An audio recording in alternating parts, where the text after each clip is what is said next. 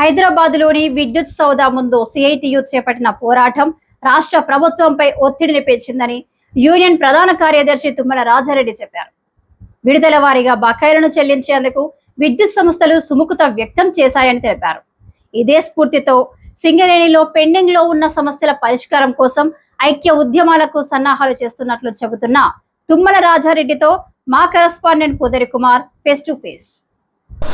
సింగరేణి సంస్థకు రావాల్సిన బకాయిల సాధన కోసం విద్యుత్ సౌధం ముందు మహాధర్నా చేపట్టింది సిఐటియు. ఈ ఉద్యమ ప్రభావం సాధించిన ఫలితాలపై మనతో మాట్లాడేందుకు యూనియన్ ప్రధాన కార్యదర్శి తుమ్మల రాజారెడ్డి గారు సిద్ధంగా ఉన్నారు. విద్యుత్ సౌధం ముందు మీరు చేపట్టిన ఉద్యమం ఎలాంటి ప్రభావాన్ని చూపగలిగింది, దానివల్ల మీరు సాధించిన ఫలితం ఏమిటి?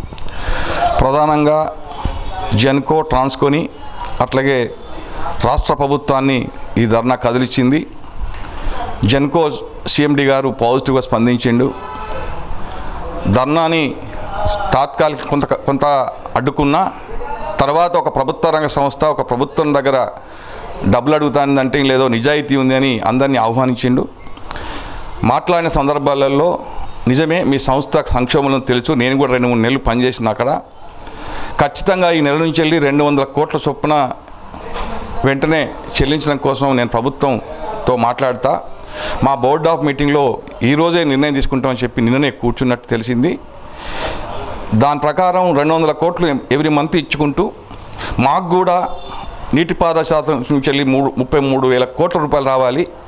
అందులో ఎన్ని వస్తే అన్ని ఫస్ట్ సింగరేణికే చెల్లించడం కోసం ఖచ్చితంగా నిర్ణయం తీసుకుంటాం. మీదొక ప్రభుత్వ సంస్థ, మాదొక ప్రభుత్వ రంగ సంస్థ, మాకు రావాల్సినవి కూడా ప్రభుత్వ రంగ సంస్థలే. కాబట్టి ఖచ్చితంగా ప్రభుత్వం దీనికి సానుకూలంగా స్పందించేటట్టు మా బోర్డ్ ఆఫ్ డైరెక్టర్స్ కూర్చొని మాట్లాడతామని చెప్పి హామీ ఇచ్చిండు. దాని ప్రకారమే కదలిక జరిగినట్టు మేము భావిస్తా ఉన్నాం. విద్యుత్ సంస్థలు సానుకూలంగా స్పందించినప్పటికీ ప్రభుత్వ స్పందన పట్ల మీకున్న అంచనా ఏమిటి? ఈ వ్యవహారంలో మీ భవిష్యత్ కార్యాచరణ ఎట్లా ఉండబోతోంది? ఇదే సందర్భంలో సిఐటియు పెద్ద మొత్తంలో గత నెల రోజుల నుంచి ప్రచార ఫలితంగా పేపర్లు, మీడియా అంతా ప్రచారం చేయడం వల్ల సింగరేణి యాజమాన్యం కలిసి కూడా రాష్ట్ర ప్రభుత్వాన్ని కలిసింది. భక్తి విక్రమార్క గారికి సింగరేణిలో ఉన్న వాస్తవ పరిస్థితుల్ని చెప్పడం ద్వారా ఆయన, సింగరేణి సిఎండి అట్లాగే జెన్కో, ట్రాన్స్కోలు అందరూ కూడా సింగరేణికి ఎంతో కొంత ఇవ్వకపోతే ఇక మనుగడ లేదు అనే ఒక నిర్ణయానికి వచ్చినట్టు సింగరేణి చైర్మన్ మేము డైరెక్ట్గా కలిసిన తర్వాత మాకు ఆ విషయాలు తెలిసినాయి. ఖచ్చితంగా ప్రభుత్వం ఈ నెలలో ఏదో ఒక నిర్ణయం తీసుకొని సింగరేణికి ఇవ్వడం కోసం నిర్ణయం తీసుకుంటూ చెప్పి మేము సిఐటికి ఆశిస్తున్నాం. ఇది ఖచ్చితంగా ఫలితాలు ఇచ్చింది. రాబోయే కాలంలో ప్రభుత్వం జెన్కో, ట్రాన్స్కోలు కనుక స్పందించకపోతే పెద్ద మొత్తంలో అసెంబ్లీ కూడా ముట్టడిస్తామని కూడా అక్కడ ప్రెస్ మీడియాకి చెప్పినాం. అంత అవసరం రాదు అని జెన్కో చైర్మన్ అయితే పక్కా హామీ ఇచ్చాడు. ఈ బకాయిల సాధన విషయంలో ఇతర సంఘాల వైఖరి కానీ పనితీరును కానీ ఎట్లా చూస్తుంది సిఐటి? సింగరేణి చైర్మన్ ఆఫీస్లో ఐఎన్టీసీ వాళ్ళు కలిసిండ్రు. మీరు చేసిన కార్యక్రమం చాలా బాగుందని జనకప్రసాద్ గారు ఐఎన్టీసీ ముఖ్య నాయకత్వం కలిసిండ్రు. మేము చైర్మన్ కలిసే సందర్భాల్లో వాళ్ళు కూడా అక్కడే ఉన్నారు. 99% మేము కూడా ప్రభుత్వం దగ్గర ప్రెజర్ తీసుకురావడం కోసం ప్రయత్నం చేస్తాం. మేము ఆ సంజయ్ గారితో మాట్లాడినాం. ఈ విషయాల మీద కేవలం బకాయిలు ఇంకా సింగరేణి సమస్యల మీద అన్ని కార్మిక సంఘాలను జేఏసీగా ఏర్పడదాం. ఈ నెల అంటే మే 6వ తారీఖు నాడు అన్ని కార్మిక సంఘాలు కూర్చొని మాట్లాడుకొని సింగరేణిలో సంబంధించిన డిపెండెంట్ ఎంప్లాయ్మెంట్ అంటే మెడికల్ బోర్డు కానీ, మెడికల్ రెఫరల్ కానీ, బినామీ పేర్లు కానీ, సొంతింటి కార్యక్రమం కానీ, అట్లాగే ఫెరిక్స్ ఇన్కమ్ ట్యాక్స్ ప్రధానమైన ఒక 6 సమస్యల మీద సమ్మె నోటీస్ ఇచ్చి ప్రభుత్వంతో చర్చటి ప్రభుత్వంతో యాజమాన్యంతో ఖచ్చితంగా ఇంప్లిమెంట్ చేయడం కోసం నిర్ణయం తీసుకుందామని చెప్పి ఐఎన్టీసీకి సంబంధించిన నాయకులు అట్లాగే హెచ్ఎంఎస్, బిఎంఎస్, సిఐటి కూర్చొని మామూలుగా ముఖ్య నాయకత్వం మాట్లాడుకున్నాం. దీనికి కరెక్ట్ కార్యాచరణ 6వ తారీఖు నాడు గోదావరి కేంద్రంగా కూర్చొని ఖచ్చితంగా యాజమాన్యానికి, ప్రభుత్వానికి అల్టిమేటం ఇస్తామని చెప్పి భావిస్తున్నాం. కానీ ఎవరికి వారుగా పోరాడితే ఖచ్చితంగా కార్మిక వర్గానికి నష్టం జరుగుతుంది. ఇది మనకు చరిత్ర చెబుతున్న వాస్తవం. ఎందుకని ఐక్య పోరాటాలకు రూపకల్పన జరగడం లేదు? ఇందులో ఉన్న లోపాలు ఏమిటని సిఐటి భావిస్తోంది? సింగరేణి ఎన్నికలు వచ్చినాయి, అందరం కలిసి చేస్తే ఇది ఎవరికి రాదు కాబట్టి ఇండివిజువల్గా చేయాలని చెప్పి ఫస్ట్ ఏఐటీసీ నిర్ణయం తీసుకుంది. ఏఐటీసీ ఒంటరిగా తిరిగినప్పుడే సిఐటి గాను మీ మాట ప్రభుత్వం యాజమాన్యం విననప్పుడు, మీరు అన్ని కార్మిక సంఘాలను కలుసుకొని పనిచేయాలన్నప్పుడు వాళ్ళు వినలేదు. ఒంటరిగానే బస్ జాతా పెట్టి తిరిగినరు.